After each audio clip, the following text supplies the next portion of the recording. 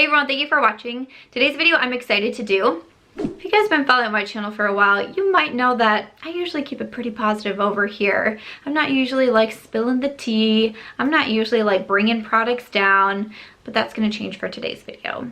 Today's video, I'm going to be talking about untrustworthy makeup products.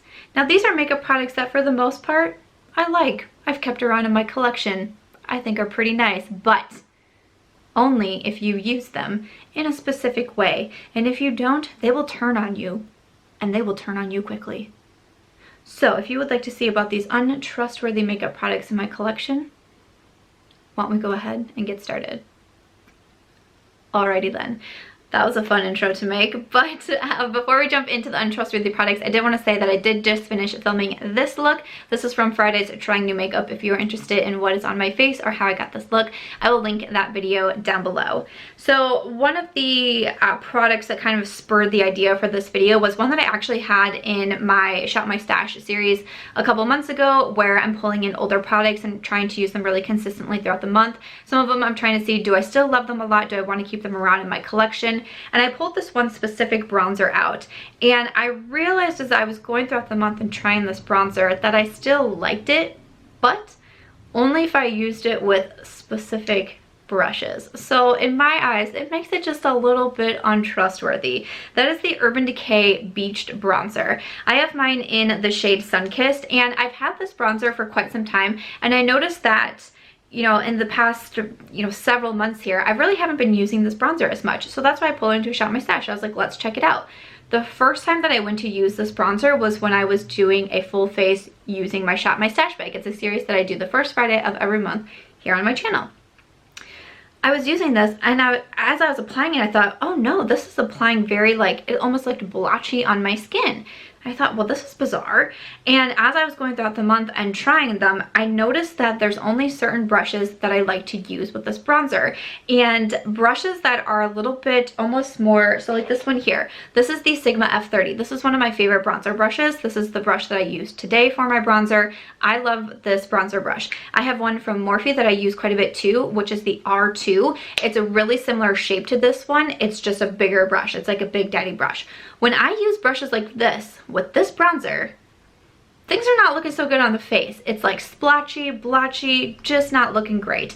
But if I use a brush like the Benefit Cosmetics Hoola bronzer brush, something it's not quite as firm, it's just a little bit softer, like the bristles are a little bit longer on that brush, then this applies really nicely. It almost looks a little bit more natural. So that was something that when I was thinking about this bronzer, I found myself saying, it was either in the Shop My Stash video or in my bronzer ranking video, that I do like this bronzer, but it's a little bit untrustworthy, because if you use it with the wrong brush,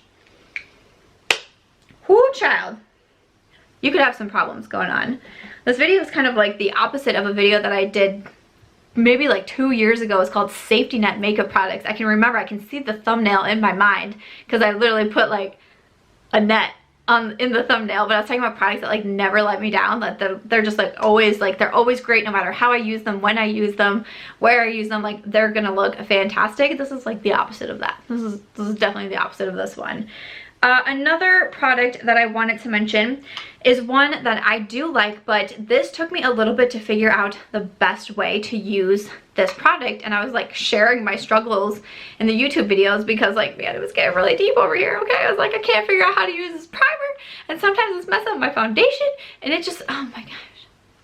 The struggle was really real, okay? So I'm going to tell you about it. This is from Milk Makeup. This is the Hydro Grip Primer. So this was a primer that I was kind of going back and forth on, that I was I can't quite figure it out. Sometimes I feel I really like it. My foundation looks good. Sometimes not so good. And it would do that pilling up on my skin. I'd get little balls of product on my skin. And sometimes it was holding my foundation really nicely. Sometimes not so much. The foundation was literally breaking up on my skin. I thought, what in the world is going on here? So I have finally figured out with the Milk Makeup Hydro Grip Primer. This is a finicky little primer. That was another video idea that I was thinking of, was finicky products, but I felt finicky and untrustworthy kind of worked out together. So that was a different video idea I had, but that was the word that I came up with thinking of this primer is that it is finicky. When I apply it and I, apply it to my skin, I really have to let this sink into my skin for at least 5 minutes, if not more, like 10 minutes before I apply my foundation. And I don't know, the way that you guys apply your makeup or like your makeup steps, but a lot of times when I'm sitting down to do my makeup, I apply my primer and then pretty much immediately I apply my foundation. I don't typically wait around. I don't typically like go out and do jumping jacks waiting for my primer to set in. I don't even usually go eat a s'more waiting for my primer to set in. I just go straight to my foundation. So when I was doing that with this one, it was causing issues with my foundation no matter what foundation, because then I was trying to blame the foundation, like, well, clearly it's this foundation doing it, but really it was the primer.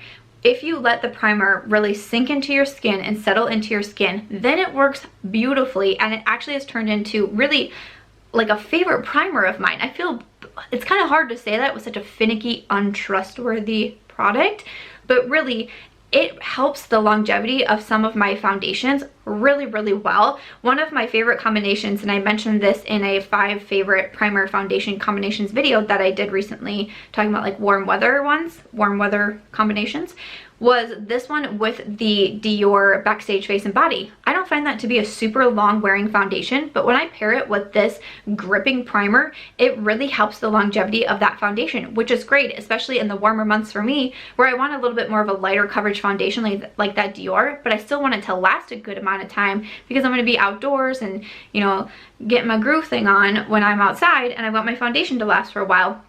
That's when I compare it with the Milk Makeup. But you gotta be careful with this one, because again, if you use it the wrong way, she gonna come back and she gonna bite you hard, and it's gonna hurt. So some eyeshadow palettes that I want to mention. I'm gonna be curious to get the feedback on this one. These are eyeshadow palettes that I enjoy, that I have purchased. I continue to purchase these eyeshadow palettes, but I feel like the formula can be a little bit on the finicky side.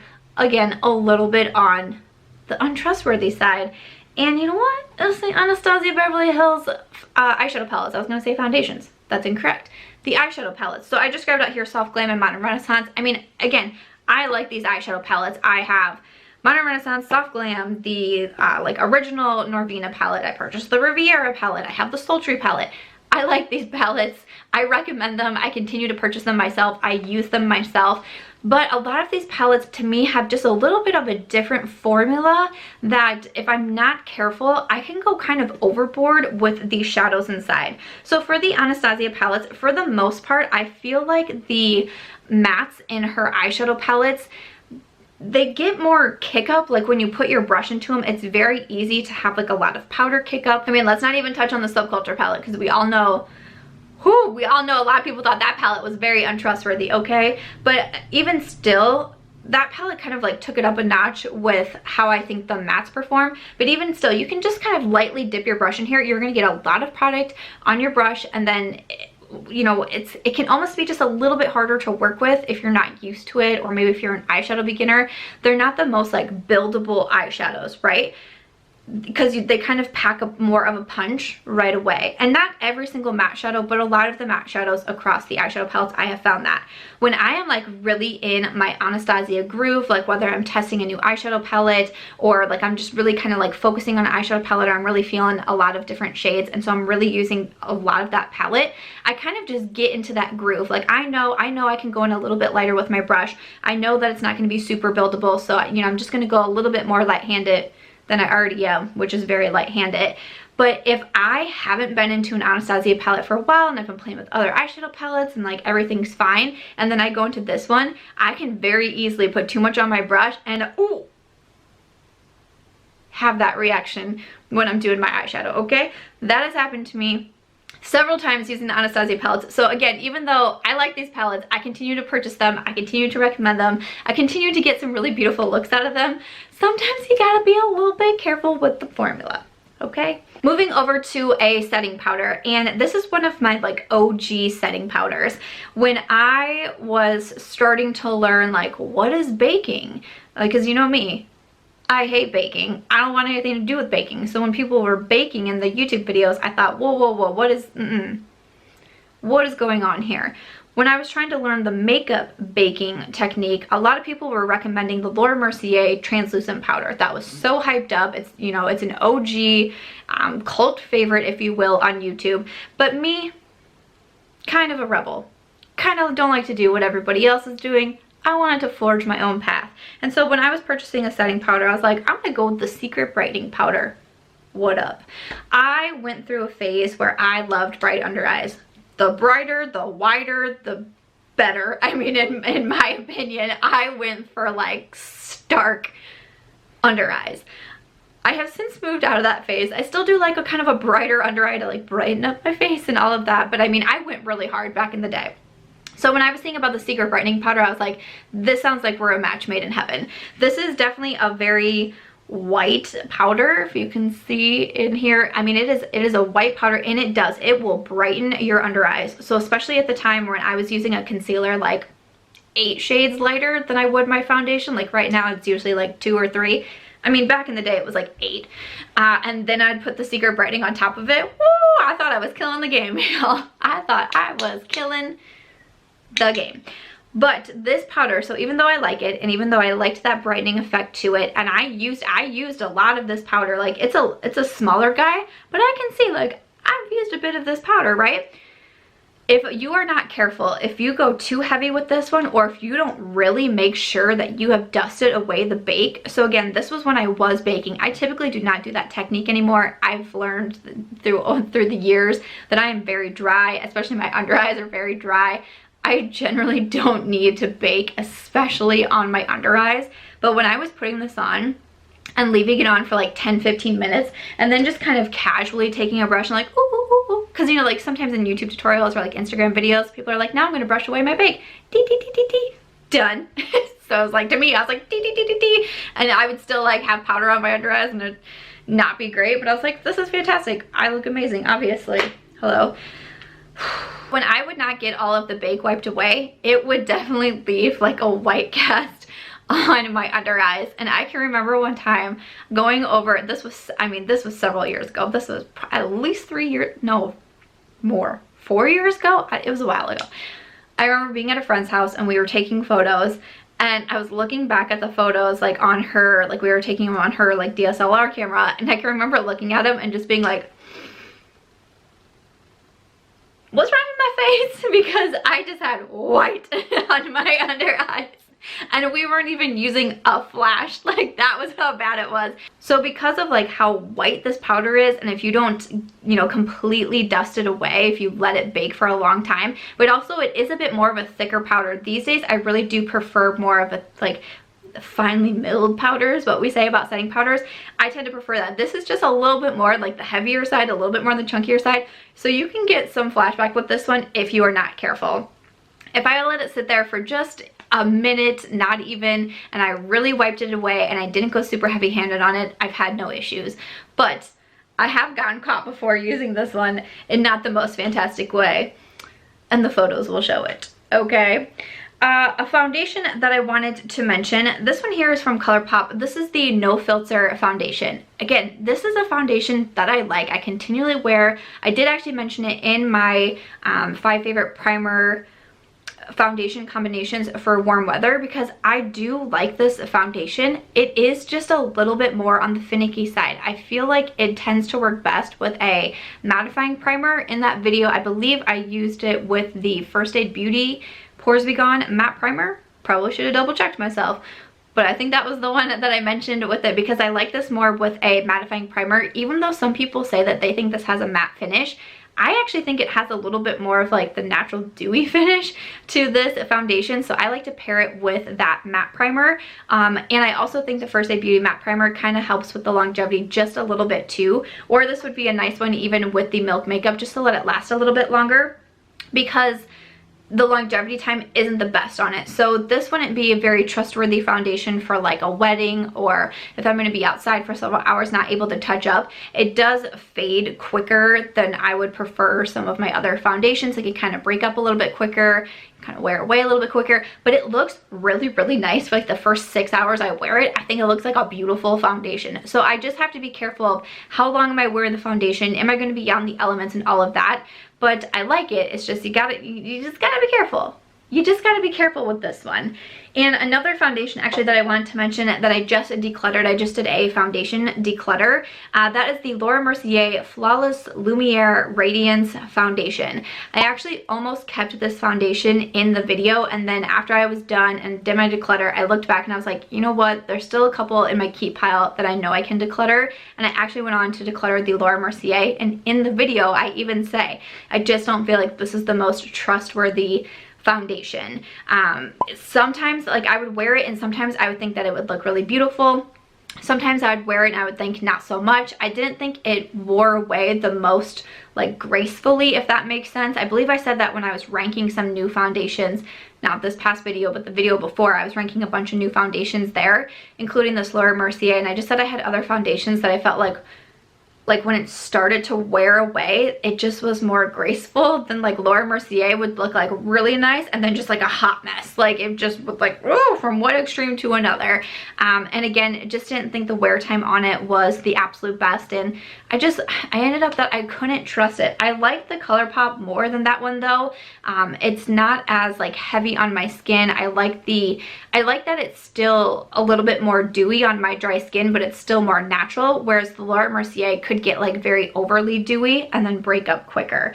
So that was why I ended up decluttering it, but I thought she wasn't very trustworthy either. Glitters can be kind of a tough one. I was looking over my like eyeshadow glitters, and you know, like sometimes they can just be a little bit untrustworthy just in general. Do you need to use a specific eye primer? Do you need to use a glitter glue? Should you use your fingers? Is there a specific like sponge tip brush that you should use? Glitters can just be a little bit untrustworthy in general, so I thought that I would just point that out. But when I was looking at my glitter collection, these two kind of popped out at me. These are from MAC. These are their Dazzle Shadow liquids. I have the shades Rayon Rays and also Flash and Dash. These glitters are so pretty when you put them on, but they really do start to fall out on your face and also really crease and like start to crack on the eyelids so unflatteringly. I can remember, especially with Rayon Rays, I was wearing this one time. I was at the mall. I stopped at just a little place called Cold Stone Creamery, just real quick to, you know, get like a healthy salad was what I purchased that day at Cold Stone. And the boy behind the counter, he had a full face of makeup on. He had, I mean, I asked him what highlight he was wearing. His lips looked great. I'm pretty sure he had false eyelashes on. Like he was looking good, okay? And he said, I love your eyeshadow. What are you wearing? And it was the matte glitter. And so I said, I remember feeling like so happy. I was like on top of the world, got my healthy salad, got my glitter eyeshadow looking great, like all's good in the world. And then it was just like a few hours later, I looked at myself in the mirror and I was like, this looks pretty terrible. Just very once again, just like cracky on my eyes. It was falling down onto my face and I was like, oh man, oh no. So I ended up decluttering a few of the glitters that I felt like were kind of like the worst out of the bunch, and I ended up only keeping these two, but I still so very, very rarely reach for these because again, I just don't trust them to last for a decent amount of time. And I feel like there's other glitters that I have in my collection that just last better. Pixie has some really nice ones. The Stila Glitter and Glows are really nice. I feel like there was another one I was going to mention. Urban Decay has nice glitters too. These ones, I just think maybe because they're a little bit thicker, like a little bit chunkier, they just don't have like that wear time that you need with glitters. So unfortunately, they're also untrustworthy. But next up, I have this blush duo. This is from Cover FX.